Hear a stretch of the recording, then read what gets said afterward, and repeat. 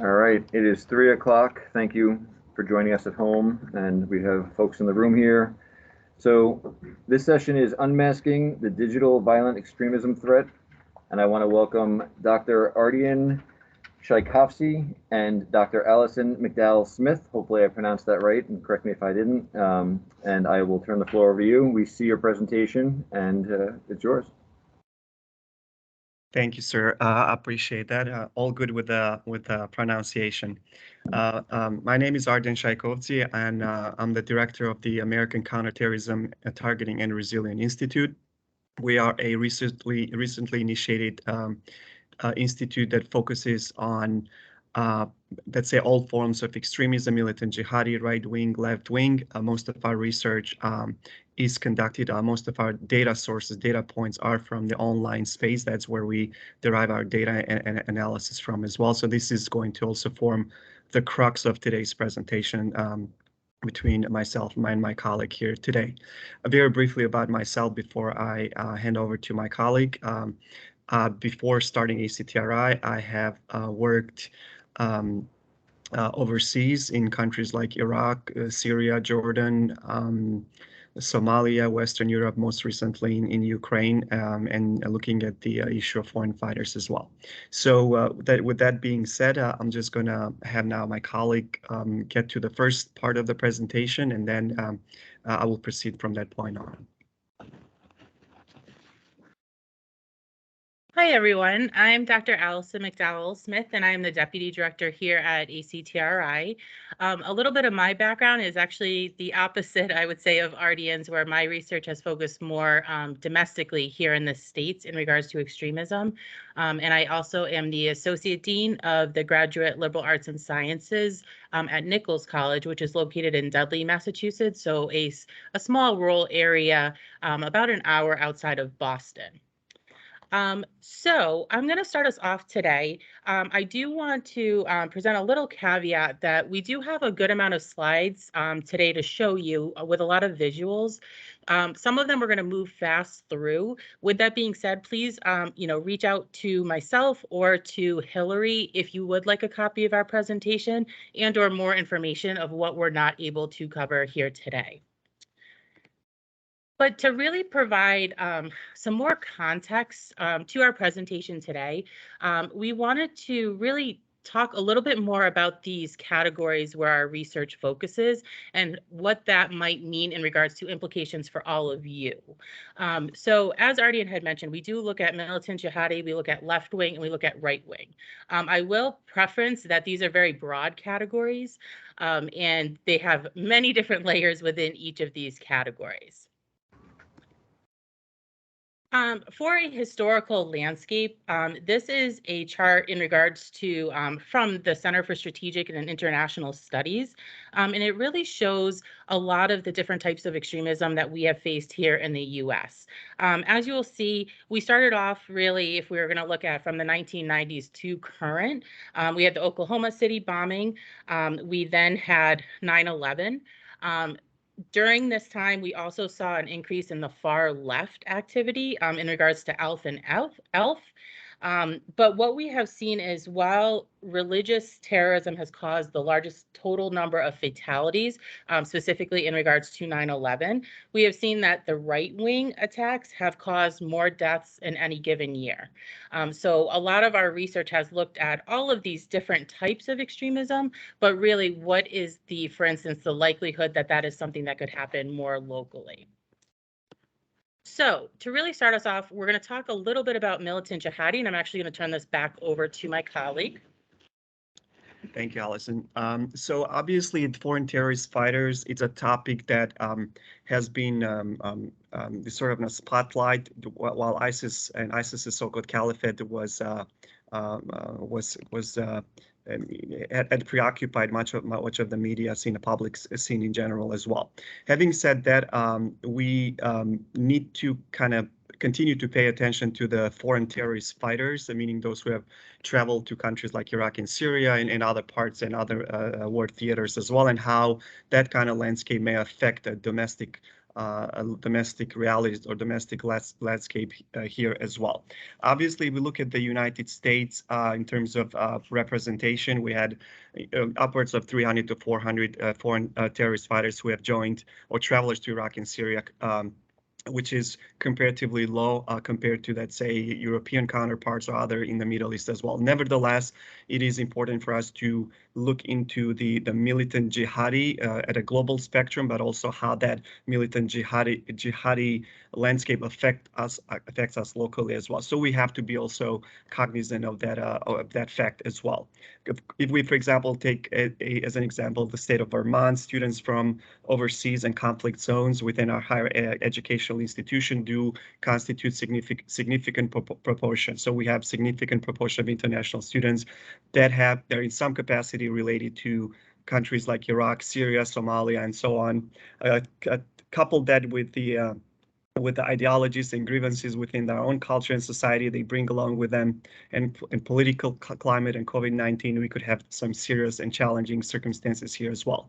As I mentioned earlier, I recently came back from Ukraine when I was looking at the travel of foreign fighters into the conflict zone over there. So that's additional layer of a concern that we have to pay attention to. What happens to those individuals who come back, who are battle hardened, might be indoctrinated, bring some certain ideological grievances that may, again, affect our domestic landscape as well. One more thing on this topic, again, foreign terrorist fighters, as it pertains to groups like ISIS, is not necessarily I would say a pressing topic, but it could become if we overlook it. A few days ago, if you followed the media, there was plots that were foiled by FBI or other relevant law enforcement institutions that they're aimed at killing former President Bush. So ISIS, there's talks of ISIS operatives still being present in here domestically in some capacity. If we look at the social media landscape, groups like ISIS are going to continue to capitalize on social media space because, again, it's a low cost, high impact strategy they're going to continue to utilize. It's very easy for them to push out propaganda, push out material that could lead to self-radicalization, even at some degree, also engagement in violence without necessarily being engaged with the group, meaning ISIS in this case. Again, this is a landscape. Militant jihadi, again, has to be considered as threatening, as pressing, and how it affects our local communities, specifically in our communities in which we live in.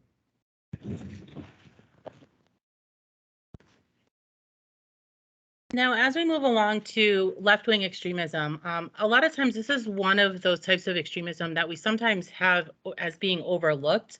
Right now, we have 9 different far-left networks currently here in the U.S.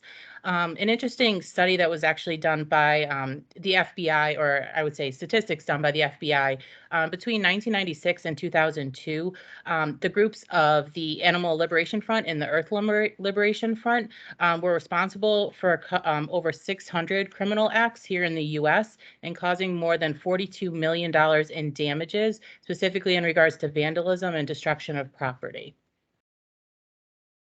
Now, here are some logos of some left-wing extremist groups. Part of the work that we do is really looking at the logos, the memes, and some of the language that are used by these groups. So some of these may look familiar to many of you. So we have the Redneck Revolt, Communist Party, Antifa, the Animal Liberation Front, and the Earth Liberation Front. What we have seen is that a lot of their actions have been tied to more of social justice issues, such as racial equality and immigration rights. We have seen that there has been a good amount of violence towards law enforcement with some of these from the far left. Now, getting into far right. This is just, as you can see, obviously, this is more of a heat map in regards to the different types of right-wing attacks here in the U.S. From 2014 to 2020. As you see, there is a decent amount in the New England area. Not a ton that have focused in regards to the Vermont area, but as we know, everything is really within driving distance. With right-wing extremism, you may have heard many of these terms potentially earlier today from our CP3 presentation, but as well as a lot of the material that DHS puts out, such as the racially and ethnically motivated violent extremism. But this gives you a definition of what that looks like. Just some statistics about fatalities related to right wing. As you see, El Paso, Texas in 2019 has some of the higher numbers. Different categories of right wing to consider: white supremacists, anti-government, and incels. Some individuals that might look familiar to many of you: Anders Breivik, Patrick Cruces, Brenton Tarrant, and Dylan Roof. What we've seen is a lot of these white supremacists use each other as inspiration, regardless if it is domestic or international. Some more logos to take a look here. So the Adam Waffen Division, Vanguard America, Nationalist Socialist Movement, Proud Boys, and American Nazi Party. Some anti-government logos for you to be aware of: 3 Percenters, Oath Keepers, Boogaloo Boys. Incels, some of you may not have heard of what this entails. Incels, basically that they conduct acts against women. They're very loosely organized in the community of young males, but these are some sample words that they use where they've created their own language, such as Chad, meaning the ideal male specimen, or normie, meaning the average boring person. And lastly, I want to touch upon conspiracy theories and extremism. With the conspiracy theories, we've seen this tied to sovereign citizens, QAnon, and we're going to talk a little bit about that shortly. Thank you, Allison. Additional points, obviously the issue of, and we had previous speakers, interlocutors give a great examples on radicalization processes or complexity related to radicalization processes.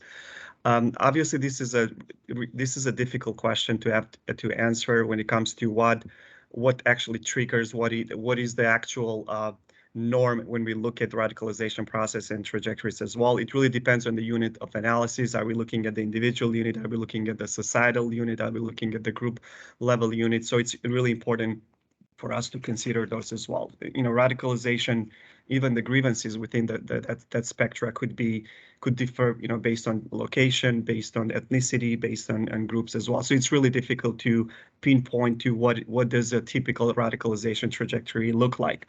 A few things that in our research over the course of many years that we have kind of tried to pinpoint to in terms of the social media interactions of our user base that we follow. There's few things to consider. Obviously, there's personal level triggers, motivations, individual factors, grievances that affect individuals to engage in to become radicalized, even engage in radicalization leading to violence.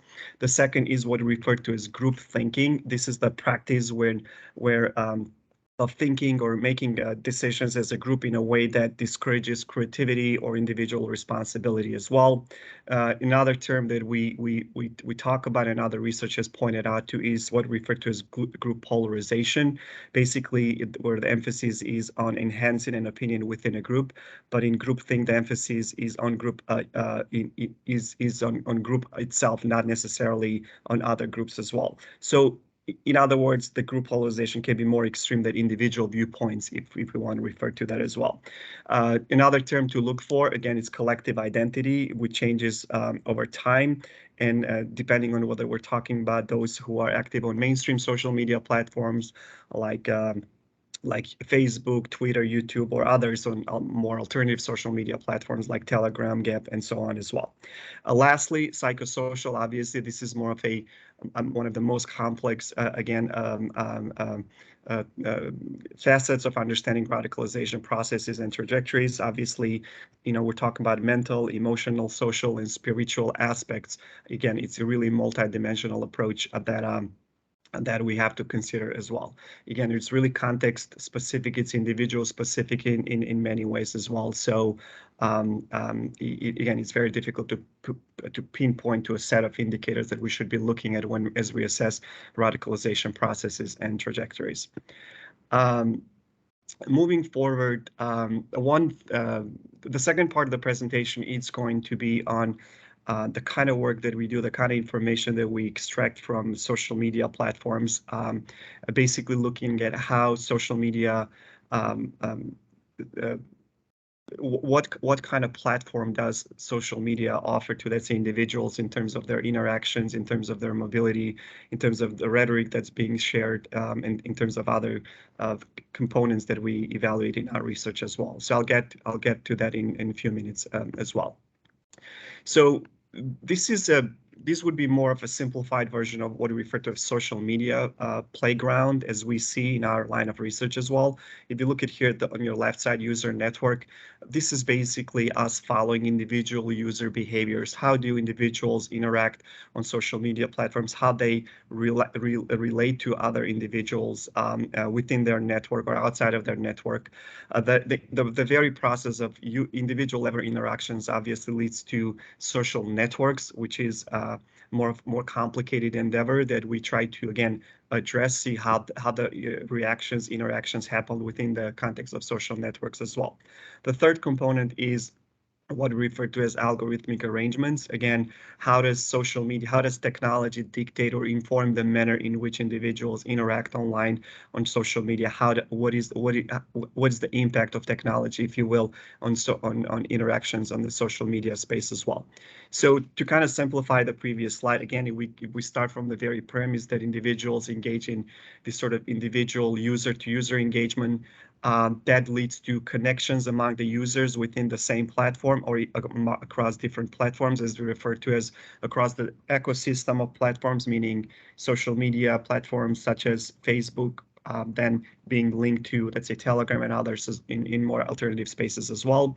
This is where we see this sort of individual user interactions translate to build-up of communities that are based on common interests that naturally leads to creation of networks. This is the part that we're really focused on, not necessarily on individual interaction, but also how do individuals react within the larger networks, and how that behavior may translate again to radicalization, and including radicalization leading to violence. Obviously, networks are important for us to understand aside from individual level engagement, because this is where we understand how individuals connect to each other on social media platforms, how they search for each other on social media platforms based on a set of interests that they have, how the connections are initiated, how they're established, how they morph, right? So, do they stay on that one specific platform? Do those interactions morph into other platforms as well? Again, it's really important for us to understand user-to-user behavior at an individual level and how that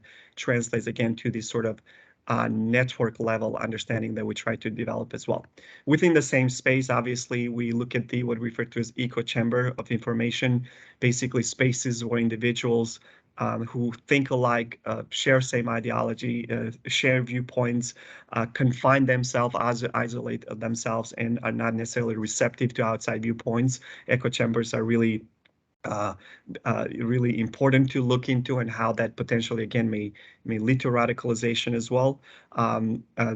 We also try to understand how networks overlap. As I said earlier, how does, let's say, a social network that's created within a Facebook space interact with networks outside that particular platform? How does it encourage users to expand networks? How users expand their networks across, again, within that specific platform, and across different platforms within the ecosystem of platforms that I mentioned as well. So again, this is the sort of framework that guides our understanding when it comes to data collection, and in the manner in which we try to make sense of the data that we collect.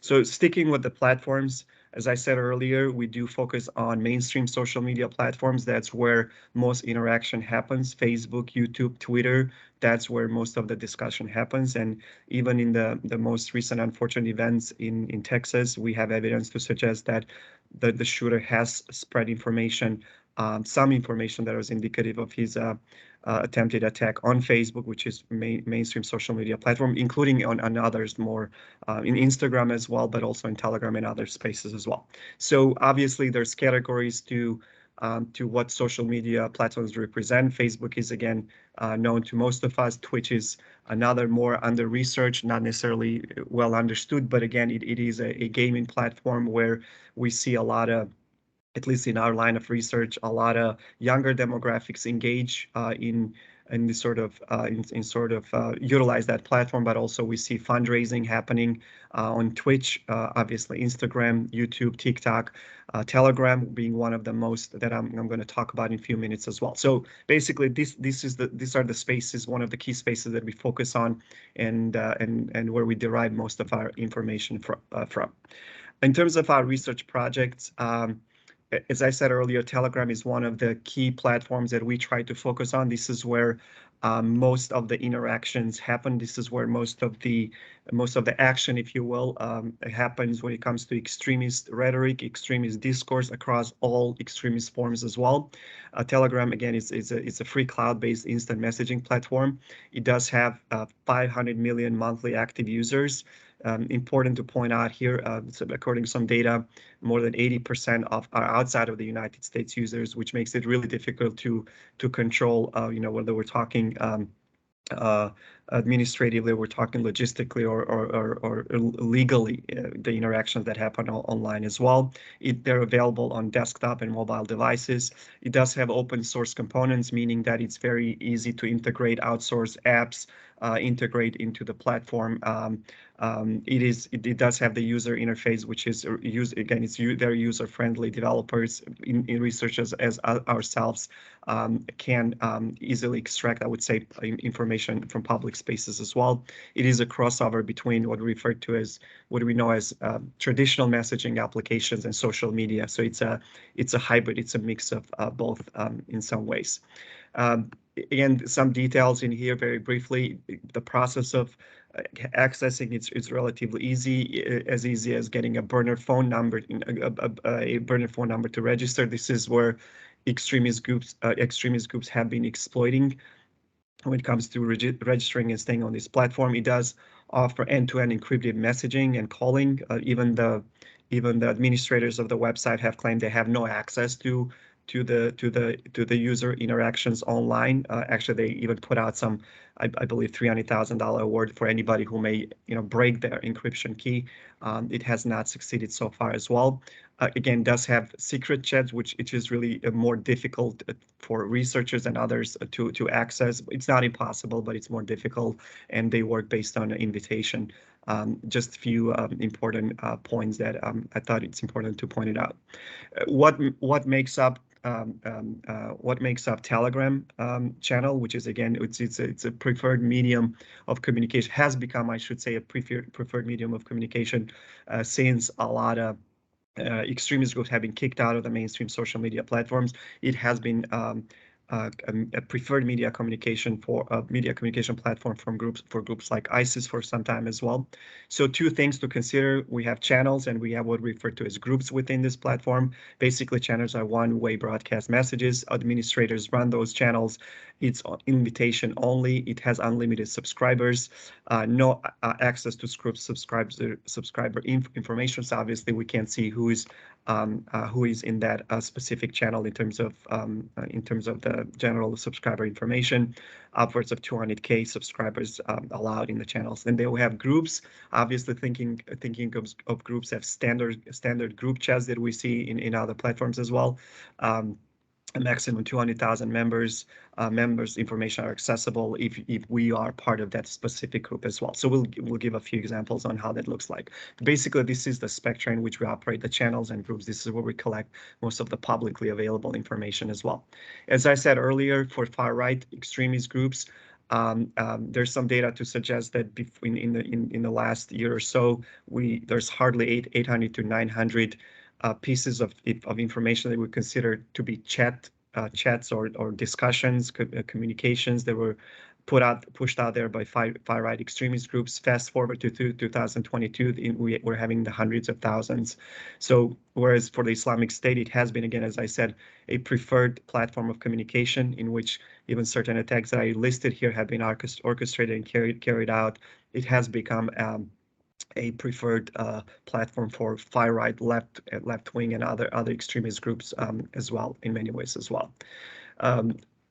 As a small, maybe as a side disclaimer here, although I would say nearly impossible to access secret chats within the Telegram, most of the channels and groups that we access operate within the open access and do present invaluable sources of information that we can trace, again, not only the certain extremist trends, extremist rhetoric, but also potential illicit activities that may be carried out offline outside of the online space as well.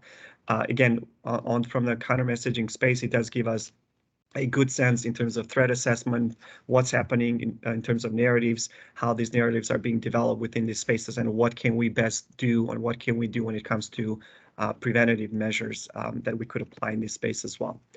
So how do we collect? A little bit about our methodology. Obviously, there's several pieces to our methodology. One is we rely on the automated data processing or automated data collection that we utilize through certain programming, Python library. We scrape data from Telegram.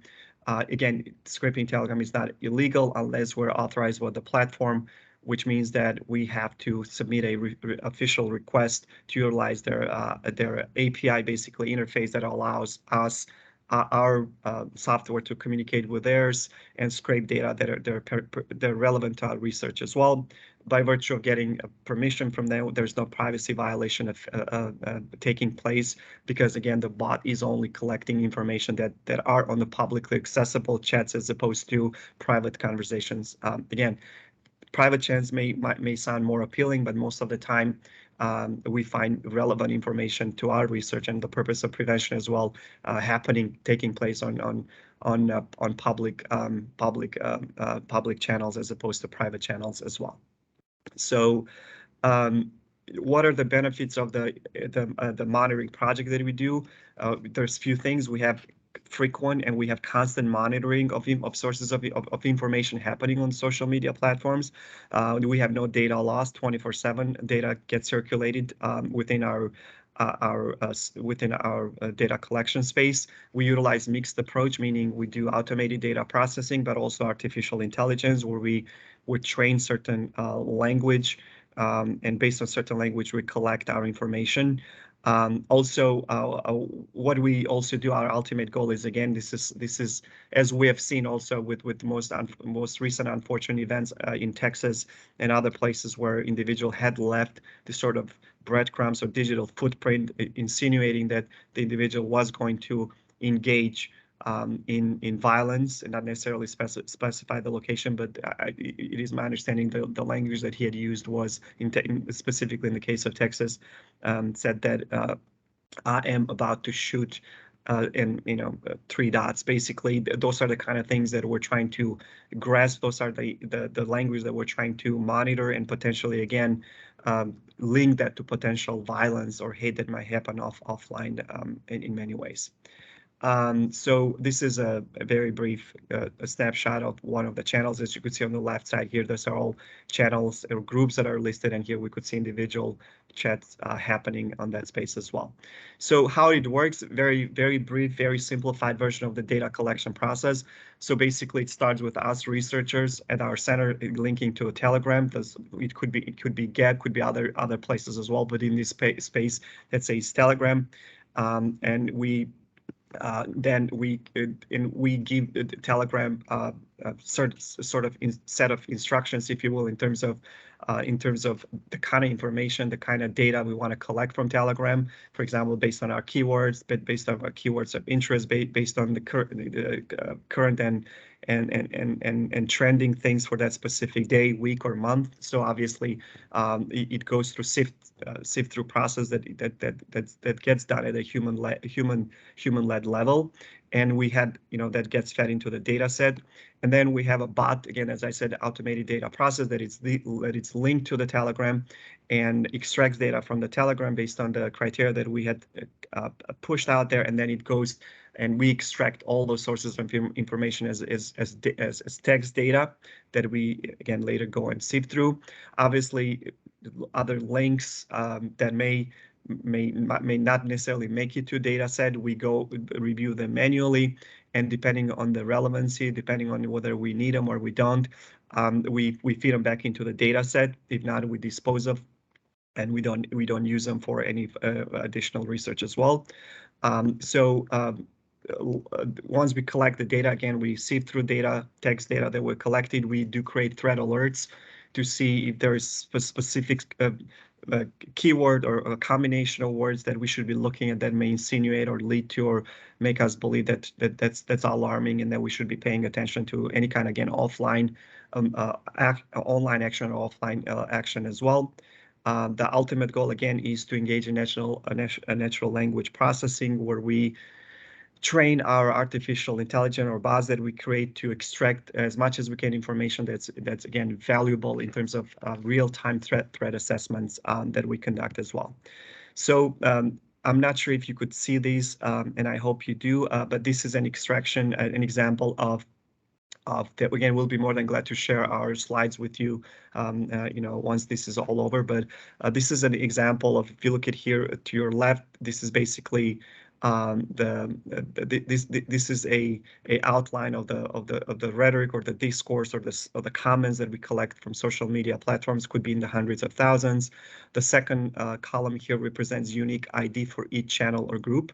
Obviously, this is something that we need to really pay attention to. Obviously, the group channel name or the display of a certain group or a channel may change. For example, it could be Allison today. Tomorrow, I could change it to Arden. It would make the tracing of that specific channel group difficult. But what we do is we make sure that we extract also the unique ID for each channel or group. That way, we know even if the display of that specific channel group is changed, we still know what exactly we're talking about. So think of it as having a phone number, right? That it's very unique to that individual, that we could very easily trace based regardless of whether you change the display name or not.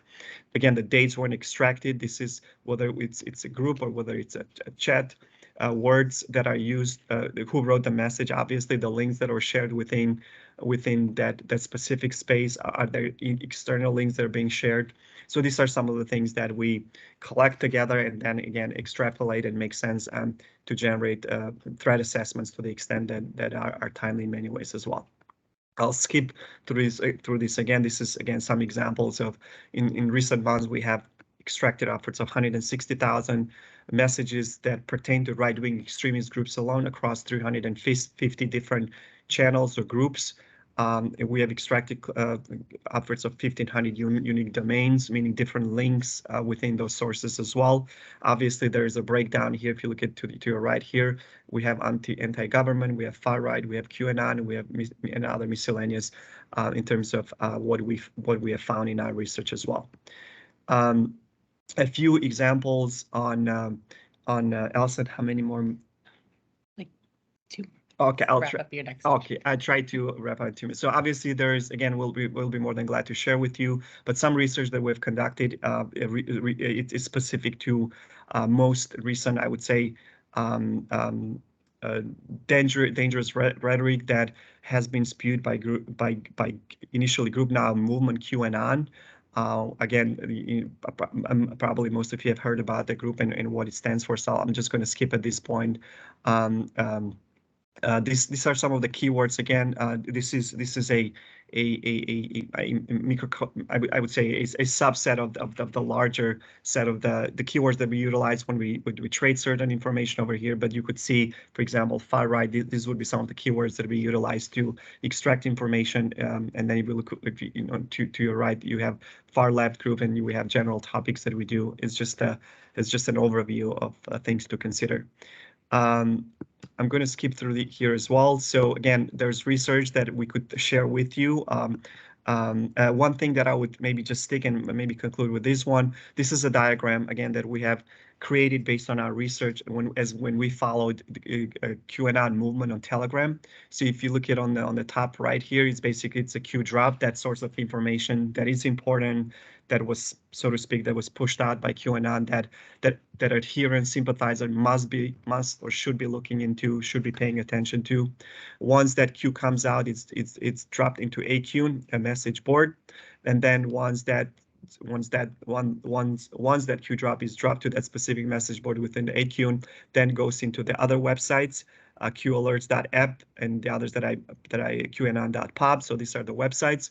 The qalerts.app is really important because this is where subscribers get notified of the Q drop via text messages, phone numbers, depending what the method of subscription is.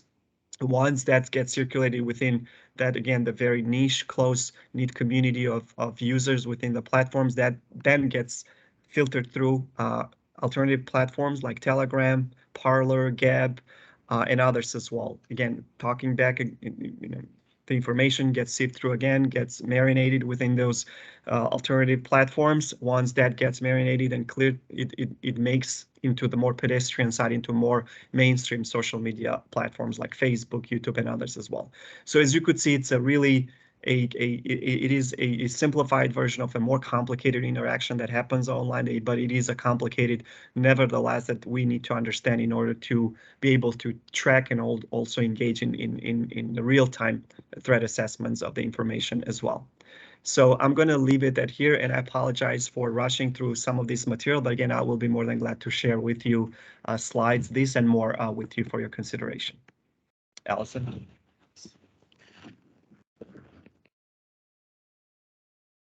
So what we want to show you is just some sample social media screenshots, so you can see kind of some of what we've been dealing with. Does my flag offend you? Call 1-800 leave the US. Give me liberty, or I'll get up and get it myself. Donald Trump in regard to we are fake news via Gab. These might be a little bit challenging to see, but one that I'll just kind of point out, if he loses, take out urban water and power, then start on rail and road bridges, let them cannibalize. Here you'll see some images with weapons here, talking about blowing up power stations, also referencing Ted Kaczynski quotes, utilizing him as inspirations from the Unabomber. I'm going to skip over this.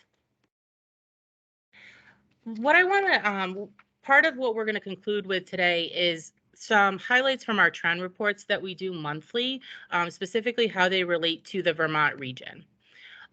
What we've been seeing over the past few months is in regards to NSC 131.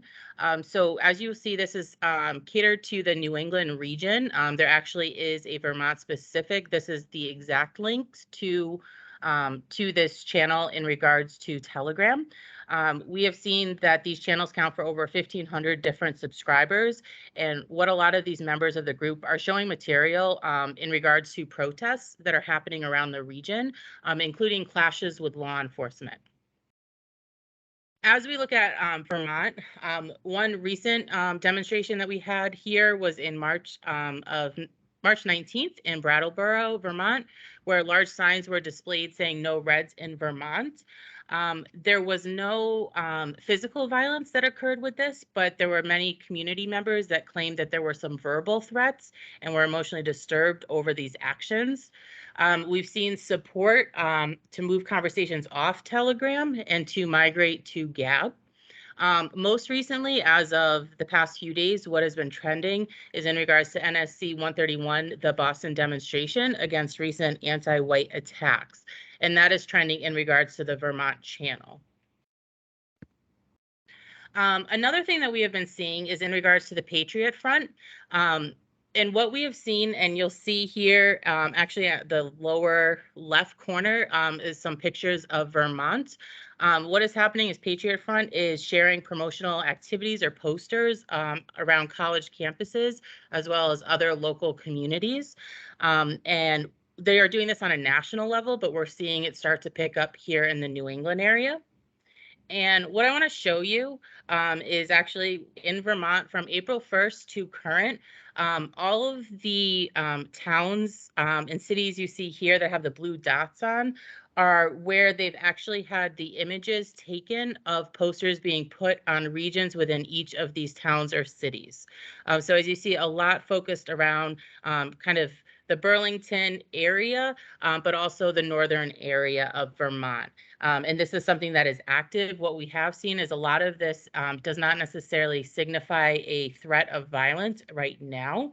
That's not to say that that can't change in the future, but generally it's more of they want you to know that they're there.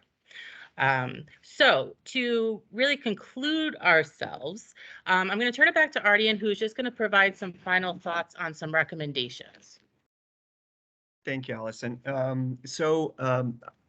Obviously, the violent extremism landscape generally, it's a really complicated endeavor, including for us researchers and you also working in law enforcement and in other capacities as well.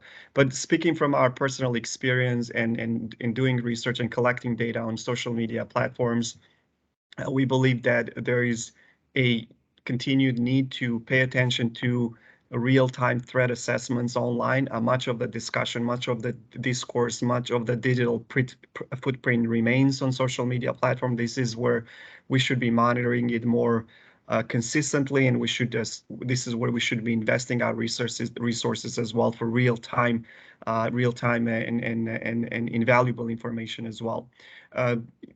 Secondly, we have to really be focused on, I would say, generally speaking, on all social media platforms, but uniquely those that are where we see our younger adults or teenagers being vulnerable to. For example, if we utilize as an example the most recent Russian and Ukraine conflict, we see that a lot of disinformation had been channeled through TikTok, which is again attracts younger demographics, younger teenagers as well. And then it's not a coincidence that it's been there. It's been pushed through TikTok because younger adults again think through are most of the time have difficulties again processing contentious social political issues and therefore may become more vulnerable, will become more impulsive or respond more impulsively to certain issues as well. A few things that we have also seen, for example, in most recent example in Texas, is that we need that we see again there's evidence to suggest that the shooter had left some kind of verbiage to suggest that he was going to engage in violence. But what we also know from research is that teenagers are not necessarily going to show, they're going to show the level of interest that an adult person would show, that say when confronted with that kind of piece of information. We also know that teenagers are highly, I would say, less likely to report their peers on social media platforms in some capacity as well. So that's why we have to again work with the younger generation when it comes to digital and media literacy, to educate them on what could be done again on the social media space as well. Again, we don't have the panacea to a lot that's happening, but we believe based on our research that all is the social media space, again, both mainstream and those alternative, remain under researched, yet they remain also a great and very important sources of information if we want to engage in this sort of real-time threat assessment that affect our communities as well.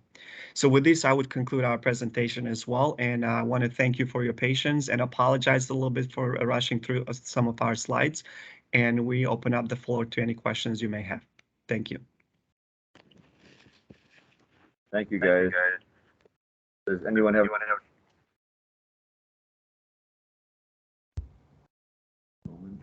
So I'm checking online. Back to you. At this moment, we don't have any questions. I know there's a lot of material to digest. If you do share that slide deck with us, we'll make sure to get that out to folks. Yes, sir, we'll do so. And then we just put out one of the contact informations. You're welcome to reach out to us again, you know, whether it be about our presentation today, or you want to find out a little bit more about what we could do in terms of our research with this sort of more localized initiatives. We are, you know, our trends report are focused on this sort of local threat assessment as well that are unique, that are very specific to your communities. That and then we're more than glad to discuss that part of the research as well. Hold on, we do have a comment in the room here. Hold on. Does your bot use a neural net, or does it just use keywords? Would you please? I'm sorry, I could not hear the question. I apologize. Does your bot use a neural net, or does it just check keywords? It's a combination. So generally, we did start with keywords, but there's other methods that we utilize. But keywords get us to getting to those general trends, if you will. But again, the keywords are also more challenging because of the constantly changing lingo and the mode of communication that makes it more difficult to just focus on the keywords. Great, thank you. Thank you, sir. All right, the last call for any questions. All right, with that, thank you both again very much. I appreciate your time and this information, and we, have a great afternoon. Thank you very much. Thank you, sir.